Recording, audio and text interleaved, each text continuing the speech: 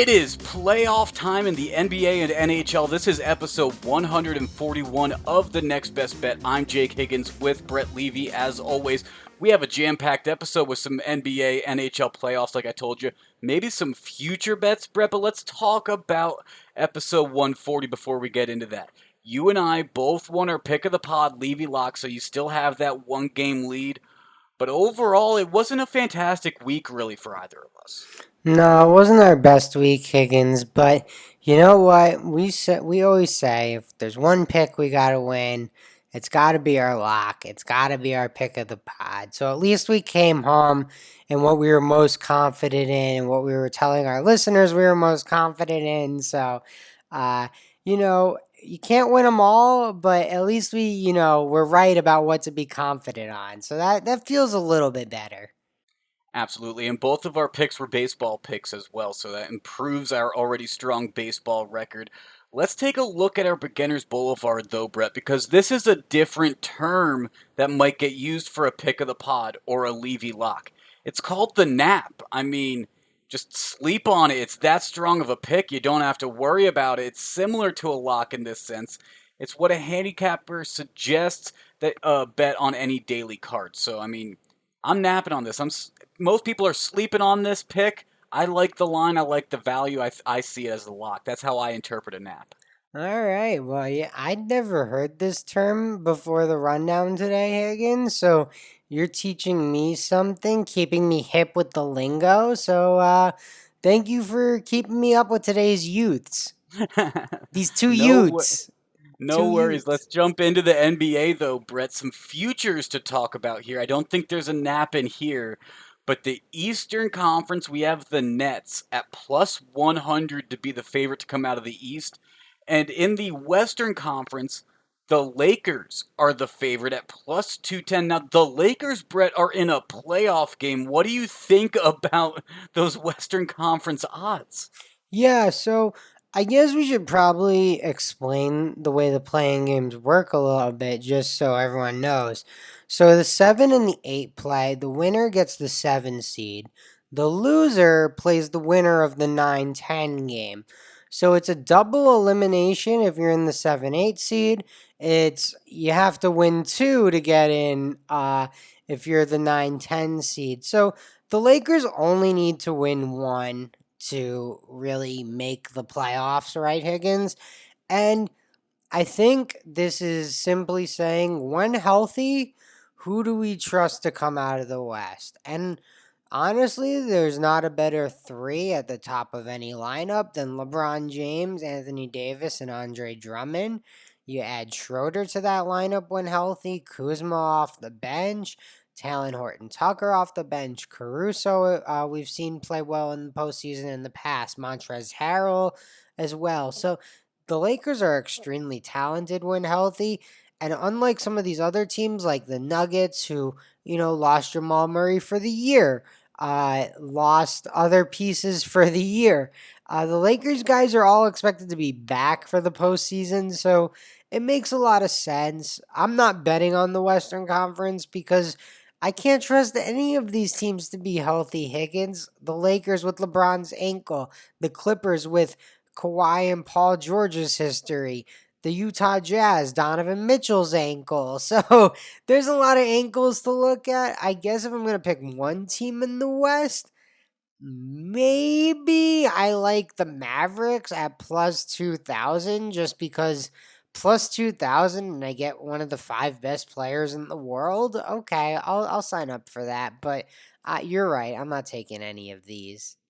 Yeah, I'm staying away from the conference champions, and I am looking at the finals champions, though, because I do think there is some value when you throw together all 20 of these teams, Brett. First off, the Nets, plus 210, they're the favorites, but I don't know how long you'll get them at over plus 200 odds, Brett. So I like that value right there at plus 210. So you're going to actually find me putting a full unit on the Nets as finals champions, but I'm not necessarily done yet. I have a few other long shot odds there are to play because, like I said, I think there's plenty of value here. And one team that I think on the East has some value is the team that represented the East last year, the Heat.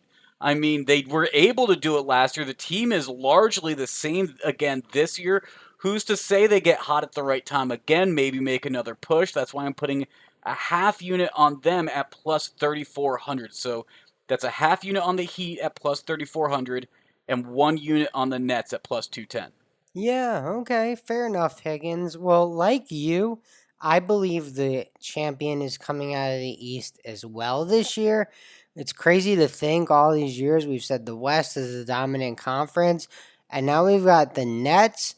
And actually, Higgins, let me correct myself. The Philadelphia 76ers are sitting on top of the East, and that's who I am betting a half unit on to win the championship. I mentioned all the problems with health out in the West. Well, you want to talk about a team with health concerns. The Brooklyn Nets. Kevin Durant's missed a chunk of time. James Harden was nursing an injury right up until the end of the season. Kyrie Irving's been in and out of the lineup all year. I have, I think the Nets are the best team on the planet when healthy, Higgins. So I'm simply saying, if an injury were to occur, who do I think wins the NBA championship? And the Sixers at plus 850, who already are the number one seed in the East, so I think they deserve a little respect. They literally play in the Nets conference, so they had to beat the Nets head to head in every single category, and they did this year. They also have a top five player in the league in Joel Embiid. They have a coach who's won a championship, Doc Rivers. They have one of the best general managers in the league, Daryl Morey, who was with James Harden in Houston. I just really believe in what the Sixers are building this year. I think a lot of the pieces they added made sense in the offseason. So I'm with you, Higgins. I genuinely believe that the Nets, when healthy, will win the championship. But it's no fun to bet the Nets, so I found the Sixers bet, and I'm gonna stick a half unit on it. Sixers have said for years to trust the process. The trust the process phase officially ended when they had Ben Simmons and Tobias Harris came over in that trade and everything, and they have that core trio. Is that trio as strong as the Kevin Durant, James Harden, Kyrie Irving? I'm not sure, but they're definitely healthier to your point. That is a very fair point there. And as the number one seed, I think plus 850 is some fantastic value, Brett. But there is some other fantastic value here in terms of the finals champions, Brett. And so, like what we did with March Madness, I may ruin my overall record a little bit here with some of these futures plays, but I'm going to be placing eight $1 bets because, as Kevin from The Office says, if someone ever gives you plus 10,000 odds, you take them. And there are 8 teams with plus 10,000 or better odds. The Knicks at plus 11,000, the Celtics at plus 13,000, the Warriors at plus 15,000, Wizards at plus 25,000, and then the Grizzlies, Pacers, Hornets, and the Spurs all at plus. Sorry, the Grizzlies and Pacers, they're at plus 30,000, and the Hornets and the Spurs, they're at plus 50,000. So I have ranging from 110 to 1 odds to 500 to 1 odds. And I'll put $1 on that any day, Brett. I I think you should just give me the $8. You can just Venmo it to me and tell you what, if the Spurs win the championship, Higgins, I'll give you 5 grand. So, what really got me to actually make these picks, Brett, was seeing the Warriors at plus 15,000. Because if the Warriors beat the Lakers, what happens? That value will change drastically as soon as they get into a series, I think. Steph Curry has been as hot as can be, and I think that the Warriors might even get a favorite depending on who they would end up playing. Now, that depends on if they'd be the 7 seed or the 8 seed, by the way, but I do like the Warriors overall potentially in that game. So plus 15,000 kind of got me to look at all of those games or all of those teams at over plus 10,000 or more. Yeah, I guess that's fair, Higgins. I mean, I don't know. I cannot support this strategy. I think You should just Venmo me $8 for being your friend, and it's the same thing. But hey, we've got some games that we want to talk about, Higgins, not just futures. And let's start with Warriors Lakers. I know it's technically a Wednesday game, not a Tuesday game, so we may not be the correct in order of days, but definitely in terms of betting priorities for the people. Yes, and plus that game on Wednesday, you and I are both on. And since I basically gave part of my pitch in the futures, I will let you know now that I am taking the Warriors on the money line plus 160 here. We have seen the Lakers deal with injuries for quite a while. They did win their past 5 games heading into the playoffs right now. However, LeBron even said he wasn't sure if his ankle would ever be 100% really again. He's been taking it easy heading into the playoffs. Now, going into the playoffs, LeBron has shown time and again that he will do what it takes. However, Steph Curry is also doing Steph Curry things that only he can do right now. This is a matchup that we've seen be series of 7 in the NBA finals on numerous occasions. I think this playing game is the playing game to tune into personally, and I'm going to have my money on the underdog. Warriors money line plus 160. Yeah, this is definitely the game to watch, Higgins. To be fair, I do think there is a great one in the East as well. Wizards Celtics should be a lot of fun. Again, like lots of star power, which is what you like to see, Higgins. But you mentioned it, Warriors Lakers game to watch. My logic's simple on this one. I actually found an extra half point over in the FanDuel Sportsbook in New Jersey. I got +5 on the Golden State Warriors. My logic is really, it's not analytic driven at all, Higgins. It is simply just, I guess, common sense. I don't know what you want to call it, just pure stupidness, whatever. But I just think if you told me straight up, like, pick a player you want to bet on as an underdog, Steph Curry. So in a one game situation where you're like, hey, you can win this game, rest up, and go play the 2 seed. So Higgins, you want to tell me you get the 2 seed, you get to go play the Suns. Well, I think the Warriors would sign up for that Sun matchup all day, and I would sign up to watch Steph Curry and Devin Booker battle it out for 7 games. Chris Paul, DeAndre Ayton, Draymond Green. It will be a lot of fun that series. So I could absolutely, to your point, see the Warriors winning on the money line, but I wasn't going to jinx us. So I'll just take Steph Curry as a 5 point dog in a playoff game. That is the Western Conference game to watch. I think you and I are right on that, Brett. And I think these are the two teams that we will see in the 7 and the 8 seed coming out ultimately. Obviously, whoever loses between the Warriors and the Lakers will have to play the winner of the Spurs Grizzlies, like you had mentioned earlier, Brett. But you also mentioned there's a very good game in the East. That's on Tuesday, and I'm also going to be on that game. The Wizards versus the Celtics.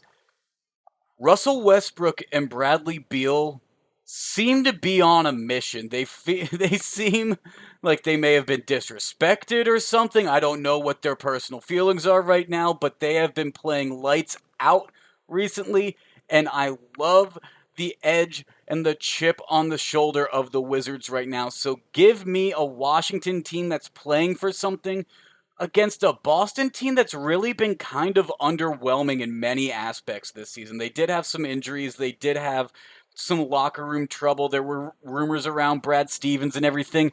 And nothing about this year feels like the Boston Celtics year. I don't know if they're entirely in it. Obviously, going into the playoffs, you're going to be focused, but I don't know who wants it more. And if I'm going to ask who wants it more, and one of the teams has Russell Westbrook, my money's going on Russell Westbrook. So the Wizards money line at plus 115 is going to be my play here. Yeah, this was a stay away game for me, Higgins. Celtics no Jalen Brown. That's a big loss, but I like the Celtics a lot. Obviously, I worked with Kemba Walker, so I'm a big fan. But Marcus Smart defensively, one of the 2 or 3 best defensive players in the game. And he's an impact. He's like a difference maker in the playoffs. He's just the guy that makes all the plays that no one wants to make. He's the guy that mixes it up. He guards anyone and everyone. So I just like the makeup of the Celtics, to be honest. I like that they're a team that's been here before. I feel like they've been in the Eastern Conference Finals every year over the past few years, but don't fact check me because that may be incorrect. But they've been there at least two of the last three, if not all three. And I think the Celtics, being battle tested matters. But I also love the Wizards. They're the hottest team in the NBA post All Star break. Westbrook, Higgins. I don't know if you know this because no one is talking about it. Russell Westbrook has averaged a triple double 4 of the last 5 years. We've talked about it. No one is We've talking brought it about up. it. I The just next best bet has brought it up. No one else is bringing it up though. The man is on a mission. he is just I mean he's so special. Yes, he needs to limit his turnovers, but I don't fucking care if you're averaging triple doubles every fucking year. So, Yeah. I'll take Russell Westbrook. I'll go to war with Russell Westbrook any night. So that is why this was a stay away game for me. I love my guy Kemba Walker. I like the makeup of the Celtics. I just like both these teams too much, to be honest, Higgins. And it sucks because I also like the makeup of the Pacers, who have my guy Jeremy Lamb and Doug McDermott and our Q's guy O'Shea Brissett. So I can't bet against the Pacers. I worked for the Hornets. What am I going to do in the East? You're going to take Tuesday off. That's what you're going to do. And that's why, even though we have an episode coming out on Thursday like we normally do, you decided to look all the way ahead to Saturday. And typically it's me that's looking ahead in the NHL, but you did some of that in the NBA today. Yeah, you got me with the crystal ball. You threw it all the way over here to the East Coast. I didn't know you had that good of an arm. It's a long toss. Yeah, you're like Napoleon Dynamite's uncle. You threw it Threw right over over them those there mountains. mountains. Yeah, exactly. That's exactly what you did. And a river too. I don't know. It's crazy. But yeah, I'm looking forward to Heat Bucks. You know why, Higgins? Because this is a series that the Miami Heat won handedly a year ago, and I'm getting 6 points on the opening line with Miami. I don't necessarily believe that the Bucks are the same team they were a year ago. I think they're going to be a little bit tougher in the postseason this year. Giannis was out a bunch of those games last year. Middleton played great, by the way, in those games, but they added Drew Holiday, who's a much better defensive player. They've added some shooting as well, some toughness with Bobby Portis. So maybe the Bucks are a little bit better this year. The Heat have not looked as good this year. I think they could have been boosted by the bubble a little bit, but I will take the Heat in game one because I believe in Heat culture. I believe in the 6 points, and I believe in what happened in the postseason last year, Higgins. So it may not matter for the whole series, but you better believe that confidence is going to be feeling good in game one. And we'll see what happens after game one because then it's a whole new ball game. You can adjust to the game plan you just saw. You can adjust to this year's roster, but I'll tell you what, as someone that's been in those locker rooms, they're watching this year's game film, but they're really studying last year's playoff film and seeing what kind of schemes Miami and Milwaukee came out in that series. You know I like this pick because I have a half unit on the Heat to potentially win the whole thing because I like the value at plus 3,400. The Heat starting off against the Bucks, that's obviously a very tall task for them. Who knows? We saw Udonis Haslem finally get into a game in one of the final regular season games for the Heat. Maybe you throw him out there to get a little spark for the Heat in the playoff game against the Bucks, getting Giannis's face a little bit. You never know, but Heat plus 6. You mentioned what they did to the Bucks last year in the series playoff series. I like the pick as well, but I'm not making a basketball pick this far out. It's too far for me. Yeah, I guess I jumped at it because I'm not sure if the 6 will be there on the 22nd. But, if you can still get 6 on the 22nd, you did a great job holding out. That was definitely a better move than placing it all these days in advance. Other lines that we have for Saturday is Clippers 6.5 point favorites over the Mavs. The Nuggets are 2 point favorites over the Blazers, and the Knicks are 2.5 point favorites over the Hawks. That's in New Jersey. They're only 2 point favorites over the Hawks in Oregon, though. So a few different interesting series I think we have there in the NBA, Brett. But let's jump into the NHL, where we also have some futures going on, even though the NHL season hasn't technically ended yet, because the Vancouver Canucks and the Calgary Flames still have to play on Tuesday night, but they have no impact on what's going on in the playoffs. So let's take a look at these futures right now. And Brett, the Colorado Avalanche are the favorites at plus 375, followed by last year's champion, the Tampa Bay Lightning. And it's interesting. 5 teams this year, Brett. That's why these are underlined in our rundown. 5 teams this year have never won the Stanley Cup, and they have a chance. The Stanley Cup even tweeted at them asking if any of them were interested.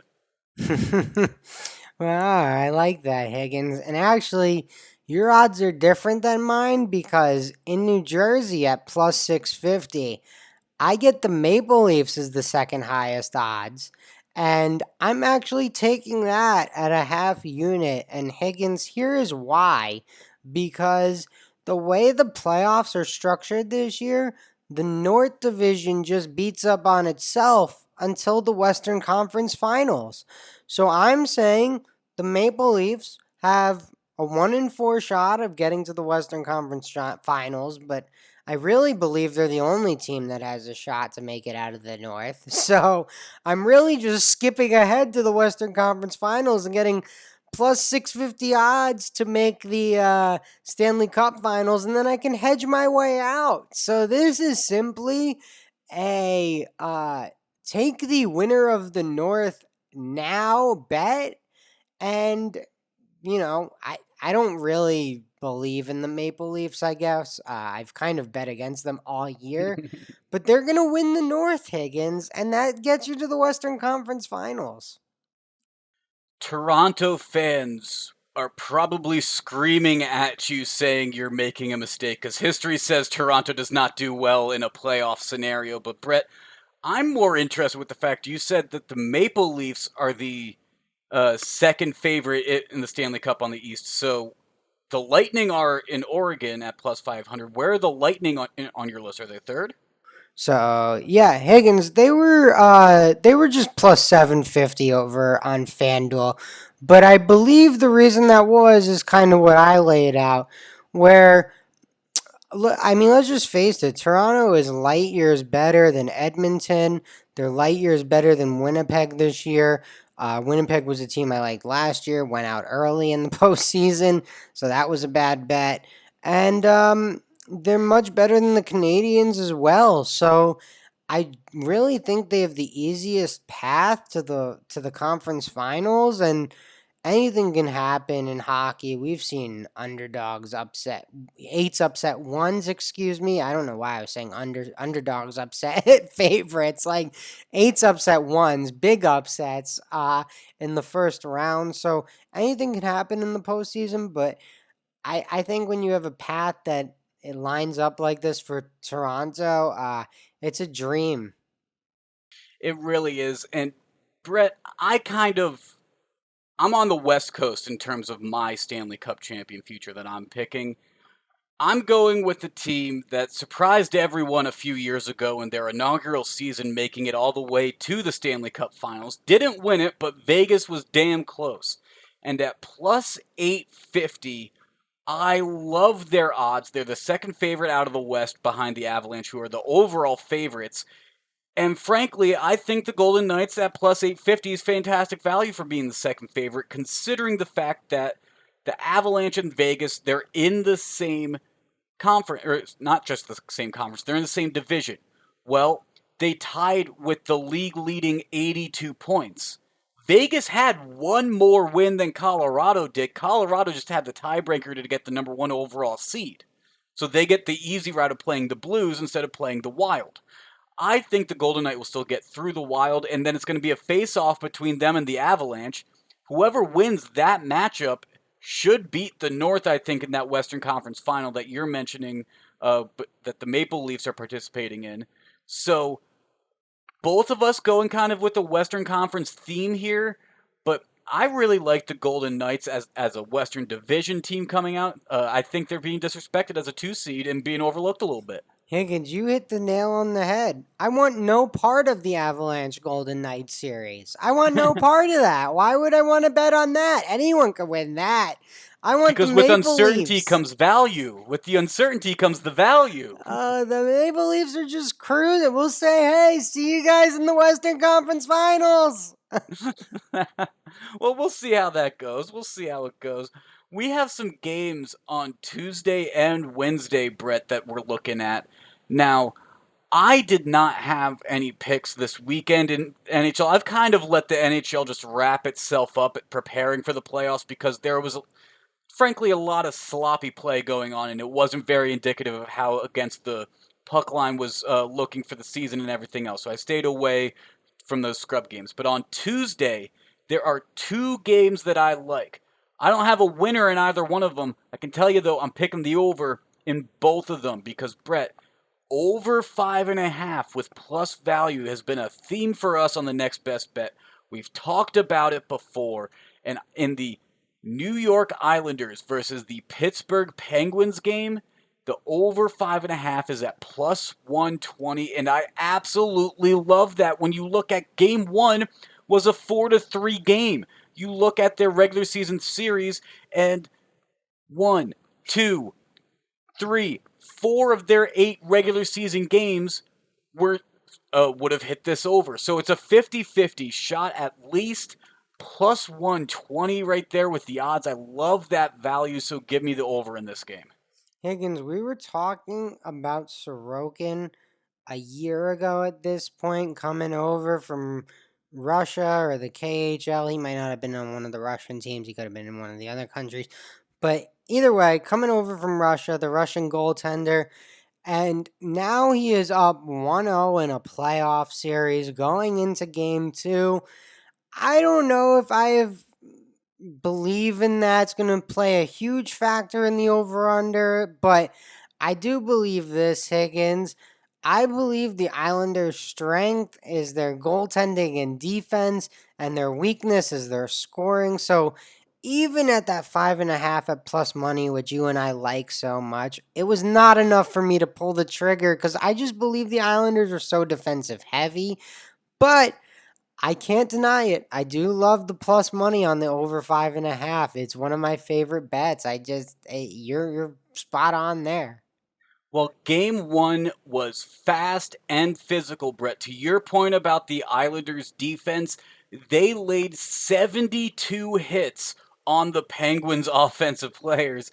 Now, Pittsburgh still led, though, with 42 shots on goal compared to the Islanders' 41. So, just as brutal and physical as it was, they were still able to get plenty of shots off on net. And the Penguins, we've seen this before with them in the past with series like against the Flyers, where it's just an entire offensive sprint throughout the entire series. A lot of defense doesn't get played because there's a lot of transition goals that we get in these types of games. So I don't necessarily expect a stark change from what we saw in game one. I expect kind of similar play styles, and I expect the Penguins to probably try to amp it up a little bit too, since they had the overtime loss in game one. Expect Sidney Crosby to get those boys coming out firing. I expect a few extra goals to get in the net. I like that over at 5.5. But the other game is the Wild and Golden Knights, Brett. This is also an over 5.5. This one's listed at plus 115. And I'm actually looking at the other side of it this time because their game one was a 1-0 overtime win. So that would have by far hit the under. However, that's not how these two teams typically did in the regular series. I mean, most recently it was a 5-goal game, so just would have hit the under. But before that, it was a 6-5 game on May 3rd. 6-5. Both these teams have the capability of scoring. Both these teams have scored plenty against each other in their overall series. Again, 4 of 8 regular season games the over would have hit. Basically another 50-50 chance. It didn't hit in game 1. I'm saying it's going to hit in game 2. Give me that over at plus 115 value. Yeah, well, Higgins, again, I can't deny it. Over 5.5 plus 115. It's a bet I like to make also. So Again, I didn't pull the trigger on these, but I cannot hate him, Higgins. I love the over 5.5 with the plus money. That's what we're all rooting for. We want goals. But no one's going to be watching that Flames Canucks game on Tuesday night, right? That one doesn't even count. That one doesn't matter. No, no. I mean, 0% chance anyone is watching Flames Canucks. Don't include that in your parlays. That's a slosh game. No one knows how it's going to finish. I wouldn't be comfortable on either side of that one, Brett. But we're not quite out of the woods of the NHL yet because I mentioned what our moneyline magic's going to be in one of my recent picks between the Wild and the Vegas Golden Knights. A 1-0 overtime win. I did not let loose who won the first game, so we still have that mystery. Yes, sir. And I'll spoil it for everyone, Higgins. The Wild steal game one on the road, 1-0 in overtime. Cam Talbot, Higgins, had 42 saves for Minnesota. Ooh. Meanwhile, Minnesota wins the game, only took 30 shots.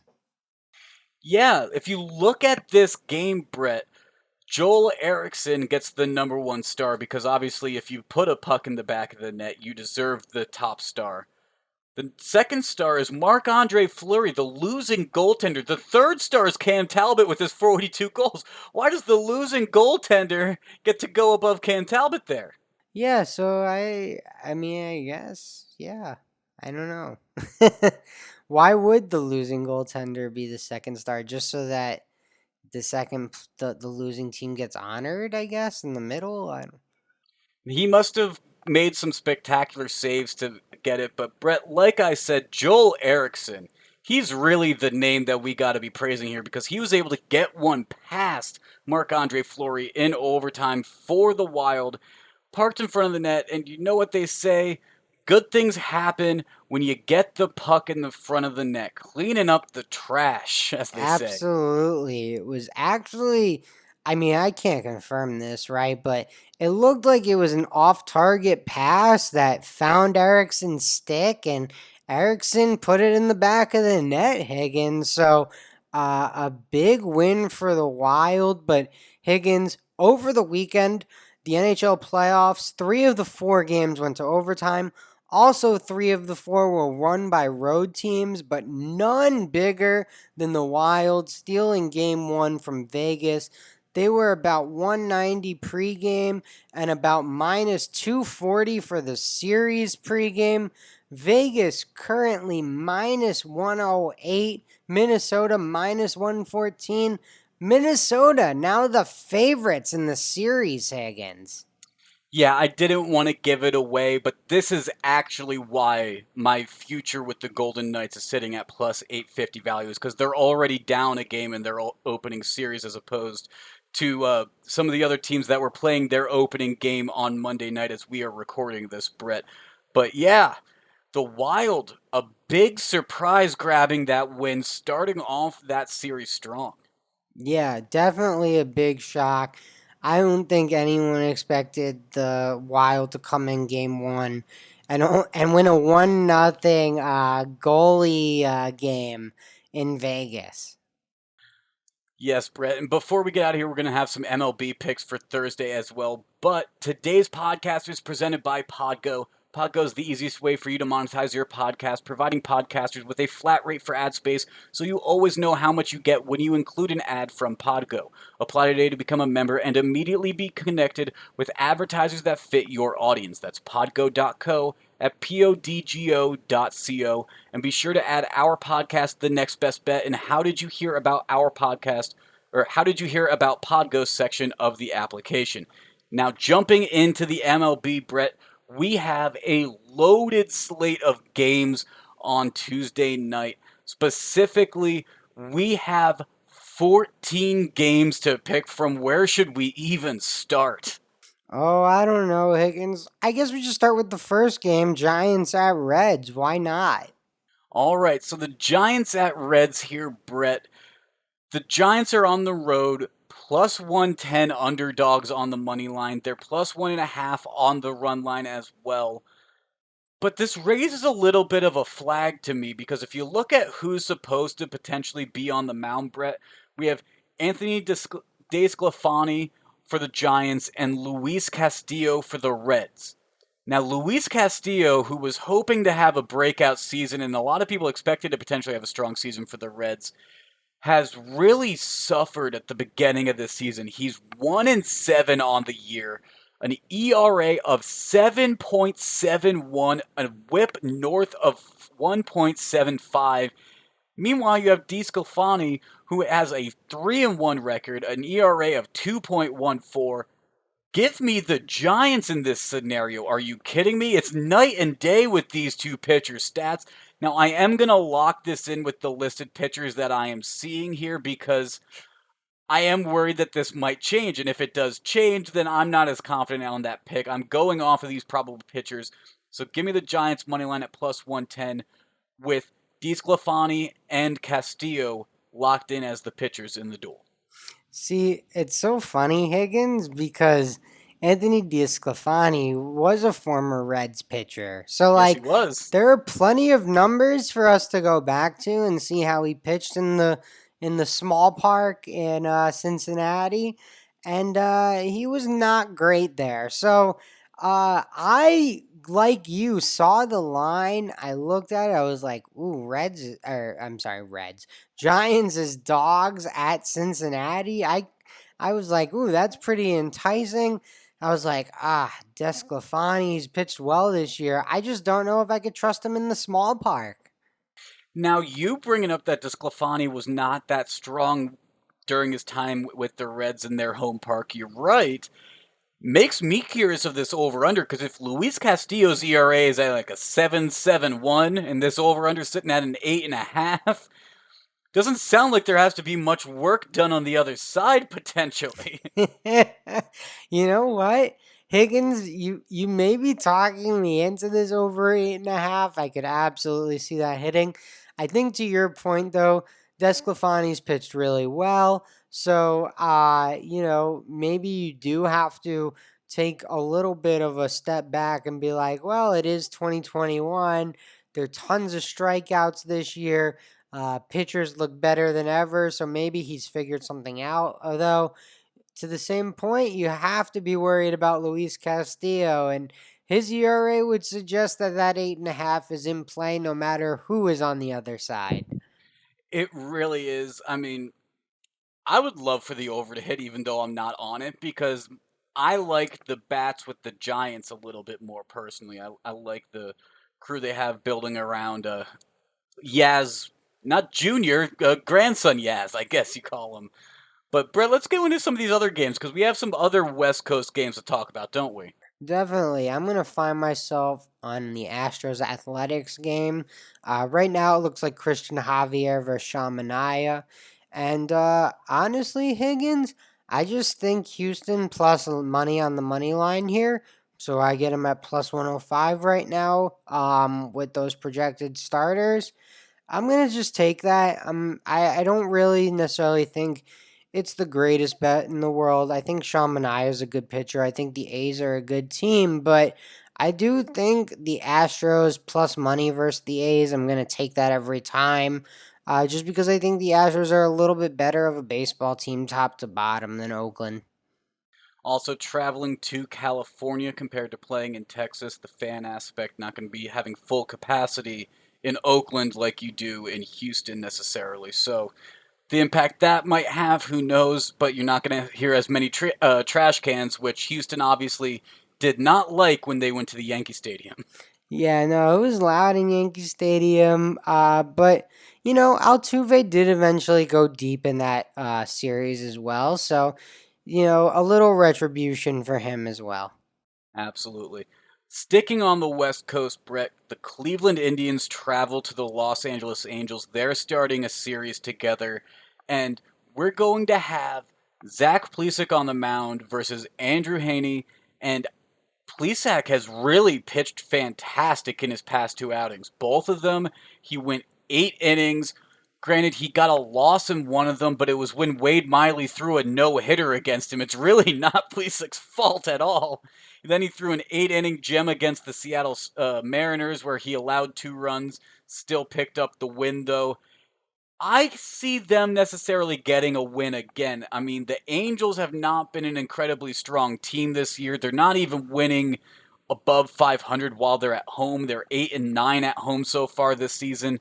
And the Angels, while they did break a losing streak by getting a win against the Red Sox, they haven't really been very confident to me that they're going to get wins. I mean, they just let go of Albert Pujols because of his struggles, but he was not the only one in their lineup that was having some struggles. So give me Cleveland money line at plus 130. I think Zach Plesac is going to give that Angels lineup some issues, and if Cleveland can get a few early runs, maybe they can run away with it. Yeah, Higgins. I think the Angels right now are definitely a team to fade. So seeing them at -140, I would automatically look to Cleveland, and then to see the pitching matchup, Plesac versus Heaney. I love that bet a lot, Higgins. LA is struggling right now. They're down there with the Detroit Tigers for worst record in baseball, and that is not a place you expect to see a team with Shohei Ohtani and Mike Trout. So something is wrong in LA right now. That payroll is too big to be that far down in the standings, but it is only May. It is only May. Those teams can obviously still turn it around. But Brett, you just brought up the Tigers, and that there is a game going on Tuesday night that you and I are both going to be on, the Detroit Tigers versus the Seattle Mariners. Now, I'll give you the honors here, Brett. You go ahead. All right, Higgins. Well, it's supposed to be Spencer Turnbull versus Justin Dunn is what we have right now. I'm gonna wait to confirm pitchers just because I don't want to get caught early on this one. It's a very late game, Higgins, so there's no reason for me to be honestly at the time we're recording over 24 hours in advance ahead of this one. At the time we're recording, they are in the top of the first inning right now. So, Yeah, yeah, okay. So I'm just gonna sit on it for a little bit, but I plan on being on Seattle. They're -120 right now, so that's the line we'll talk about. But Higgins, maybe I'm crazy. I'm just a believer in the Seattle Mariners. I love Kyle Lewis. I love what Mitch Haniger is doing this year. He is unbelievable so far. Um, they called up their young guns, Logan Gilbert and Jared Kalenic. Kalenic has since gone yard. Gilbert didn't look great in his first start, but it clearly shows you the signs that this team is looking to start turning a page here, Higgins. So I'm a believer in Seattle. I mentioned Detroit, worst record in baseball right now. So you can pretty much auto fade the Tigers. And at -120, that's not a price too steep for me. yeah. So you're going to be on the money line potentially with Mariners. You're strong lean depending on if the pitchers that we see here confirmed get confirmed, right? Yeah, I mean, I'll just say this, Higgins. I just didn't want to hop on it over 24 hours in advance. People have been going on the IL left and right in Major League Baseball. And, I'm comfortable with hopping on something, 10 hours before first pitch. Okay, not much is going to change. I'm not going to. But, I mean, when we were doing this rundown, this game was still an hour away from starting. Now we're a little into our recording. We've finally thrown first pitch here, but there's just too much time with the amount of injuries I've seen in baseball, with the COVID stuff still happening. We've seen with the Yankees. And even, pitching rotations change last minute. So I definitely do plan on being on the Mariners. That is something I will strongly be considering throughout the day. And once pitchers are confirmed, I will probably place my bet. Well, don't worry, Brett. I'm respecting the Pillars, but I am going to also be on the Mariners. I'm not taking them on the money line, though. I'm taking the Mariners -1.5 at plus 155. So the Pillars are safe. Don't worry. All right, so the Tigers are finally winning a baseball game. I see. We did it, Detroit. We got you a win. Well, here's my logic with why I'm taking the Seattle Mariners on the run line here, and it's one. The Mariners are the best team in the MLB against the run line, covering 64.3% of their games. And then you take a look at Detroit, who, as you mentioned, has the worst record in baseball. Probably has some pretty favorable run lines as the underdog in most of those games, you would assume, right? Maybe they're covering pretty well. Not necessarily. They're the fourth worst team in the MLB, covering only 40% of their games. So we have the best team in terms of covering against the run line in baseball against one of the worst teams against the run line and the actual worst team in baseball. Give me the Mariners minus 1.5 at plus 155. I love it. I don't. It's not too early for me. I'm taking that early line. Yeah, I'm all about it, Higgins. I like the Mariners play on Tuesday night a lot, so I can't knock you for wanting your plus money. That's how you bet, man. And I'm a little more cautious, and I don't mind eating the 120. So, it's to each our own, right? I think it speaks to our gambling strategies and styles. But you did mention a very fair point about waiting because of the IL, because of COVID that we've seen. Now, I'm in a couple different fantasy baseball leagues, Brett. The IL has been a whirlwind for me. One of our leagues, we had to expand the amount of uh, spots on the IL we had because we had teams that literally had 10 players that were either injured or had COVID and weren't on the active roster. It is quite the conundrum for these teams in real life and for bettors and fantasy sports players. Yeah, the amount of injuries this year just I guess honestly, maybe what it is, Higgins, it's the amount of injuries to top players is just amazing. I mean, it's just unbelievable how many top players are hurt. I mean, I'm watching the Mets, Higgins. I'm pretty sure like three of our frat brothers are out there in the outfield, and another one's in the bullpen pitching. So it is unbelievable how many double A and triple A guys are gonna get called up this year due to injuries. One player that's not getting called up is Tim Tebow. He's going to go play football. Yeah, tight end, I heard. Before we get out of here, Brett, let's talk about the Levy lock and the pick of the pod. We both won our or our picks last week. You have the game and a half lead, so you got the honors. Yeah, I'm just gonna take this episode off, Higgins. No, I'm just giving out a Saturday pick. I like the opening line value. I'm not sure if it'll be there later in the week, so I'm taking it now. Heat +6. This game is on the 22nd. They take on the Milwaukee Bucks. The Miami Heat handled Milwaukee easily in the postseason last year. It was a little different. Giannis was a little banged up. Chris Middleton was still fantastic in the series. The Bucks have added some pieces. Miami's not as good as they were a year ago. All of this is true, but I know Miami is going to come out confident on Saturday against the Milwaukee Bucks. They're going to be feeling good about what they did last year in the postseason to the same team, and I think they cover that 6 point spread, Higgins. The Heat covering, if not winning, would be a great start to my futures play as an NBA champion on the Miami Heat. So I'm all rooting for you there. I'm going to go with a game that's going to be done by our next episode, Brett. So we'll see what our Levy Lock pick of the pod standings look like next episode. But I'm going to take the Warriors money line plus 160 over the Lakers. And it's really just because the Lakers have been dealing with injuries down the stretch way too much. Now, I know a lot of these guys are saying they're going to be ready for this playing game. They're going to at least be out on the court. That's not the same as being 100%, though. And Steph Curry, he's not just 100%, he's in rhythm. He's doing MVP Steph Curry type things. Is he going to get the MVP this year? No. He didn't have a full enough season doing this, but the last half of his year, Curry's unstoppable. You can't touch him. So, who are the Lakers going to be able to put on him to stop him? I'm not quite sure. in a one-game series. I think that's going to be a fantastic game. I think plus 160 is just a little too high of value there, so I like the play, and I'm going to make that my pick of the pod. All right. Well, I'm definitely rooting for you since I will be on the Warriors +5 as well. Again, I think it speaks to our betting strategies, right? I like to play it safe, take the points. You're a little more aggressive, Higgins. You like that plus money.